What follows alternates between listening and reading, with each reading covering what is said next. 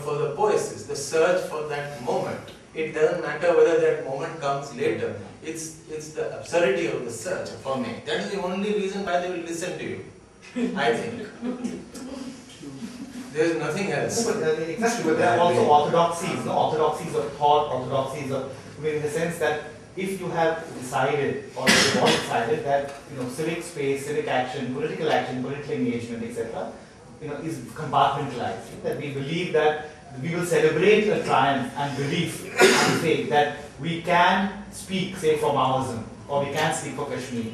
Right? For us, that is not part of the world of lunacy, because even though we know that politically there is a hugely sort of explosive space in that, but for us, making that voice felt and expressing that desire is valid enough. But the moment we enter into civic space, and this is where the split in the whole world of the abstract way in which we love to talk about politics is for me an orthodoxy. It is an orthodoxy that needs, because the lunacy exists all through. To have faith in political value is lunacy. What you would say. Living in India. But to sort of necessarily locate the space of civic action in a higher form of lunacy, and the space of ideological, ideological politics in a lesser form, that is problematic. Because I do believe that we do also inherit all kinds of orthodoxies, and the language of political action is highly limited. The right opinion. Would that also be an orthodoxy? I believe that it could be. It could well be. I do not have I belong there, therefore I think that my vulnerability would arise also in questioning this orthodoxy. Surely. Because the aesthetic orthodoxy is as authoritarian as another kind of orthodoxy, and I think that this is also not. No, that I have no absolutely. I not have the sort of the authority in a sense to. Well, Pascal, who was a Catholic French philosopher, said that life is a lunacy, so the only way to live with it is to become oneself a little bit on that side. To become, sorry? That life itself is a lunacy, so the only way to overcome it is to indulge in lunacy oneself. So. And in fact, if you look around, you can see that every culture is a form of collective lunacy. The kind of thing that people believe in is unbelievable, of course, but people believe in it. But in the course of their life, they find ways, amazing ways to cope with this aspect. For example, you asked about violence. When you walk in the streets now, every day, you see these poor goats who are prepared for the slaughter. That is a way in which this particular culture is coping with the violence. With the sacrifice is a gift, it's about the gift, it's about the gift of life, which involves violence and so on. And that's what I was thinking today, as we walk in the streets and we saw these goats, every meter there's a goat being chained to the thing in preparation for being slaughtered in a few days. You think, what is it about? But it's about the gift and about the violence. And so every society, every culture finds, nevertheless, ways of acknowledging those dimensions of life. So I don't find it peculiar to art or architecture. One finds it in the center of every society. One finds the different ways in which people cope with this and allow themselves to go on almost kind of in spite of. But if you look at this from the outside, as it were, which is very difficult to imagine, because where is it that outside, you find that every culture is a form of collective lunacy, with its own kind of absurd custom, beliefs, assumption about the world, and so on. I would say that this is true for any collective being. And the most unfortunate thing also, at least as somebody sort of locating oneself in the political space of India, is this huge split we have created between the nature of politics itself. So where we create realms and realms and we translate political action and political agency only in certain ways. It is an abstract rhetorical space which we occupy. And the very fact that we cannot translate that into the space of the local You know, and we inherit that same problem of looking at the local as necessarily parochial in every possible sense.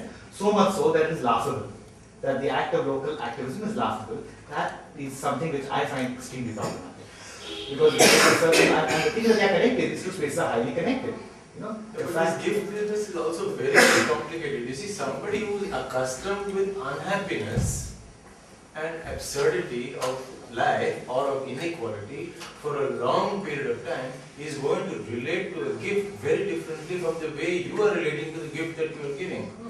That is true. The gift that you give, you know, you actually can. This gift is nowhere in this. But the gift is a discussion. At least to my mind, and you know, I may be wrong. The gift, the whole frame of the gift is literally a projection. You know, it is a way of understanding different aspects of reciprocity and exchange. I do not think that these are actual gifts in literal sense which are in exchange. The idea of using. No, I understand that it is not a literal gift. Yeah, no. But the act. Also, it's not an exchange. You see. We're talking about a gift that is not an exchange. I'm saying it's a red herring. We're This talking about the discussion gift. is not about a gift. It's all about. But in the theory of gift, it is always a red herring. Marcel Mauss, when he talks about the idea of the gift, it is that it's a very split space. It is about performance. It is about the idea. There is immediately a dissolution of what is exchanged the moment it is exchanged. This is the way in which, theoretically, the idea of gift has Some been people even understood. argue So that it's impossible. You know, the gift is an impossible thing. And perhaps as a you know, in our kind of life, it's still preserved. For example, for Western religion, it's certainly preserved in the idea of life itself as a gift. In fact, you know, life itself as a gift, and that being itself, you know, is a kind of gift. But it preserved in such a way that it doesn't really speak to people. It doesn't matter whether they are Catholic or not. It doesn't speak to them in that way, because it's totally absent from any other forms of life. It's so rare, you know. And the most that people can accommodate more easily is the idea of a gift as an exchange, a gift that requires a return. But the ideal gift is not a gift that requires a return. It's a gift that it is one way. It is. It is believed it is one way. Yeah, I mean, the receiver sometimes is more important than other times. But essentially, the gift in its most kind of purest form has almost no address, in a way. No. Even though you would say that Chandigarh was a gift that Corbusier gave to himself, which I agree with. But I think that insofar as it is true, then it is the highest form of gift, you know. Because giving to himself is kind of meaningless, because yourself, the self, will disappear very soon, one way or the other. So, I mean, so it is, you are giving it to something that won't be there anyhow. But when I take two art examples of public sculpture which are gifted, and the intention of one of them is to bring joy and happiness and pleasure to people. I have in mind Anish Kapoor's famous work in Chicago, Cloud.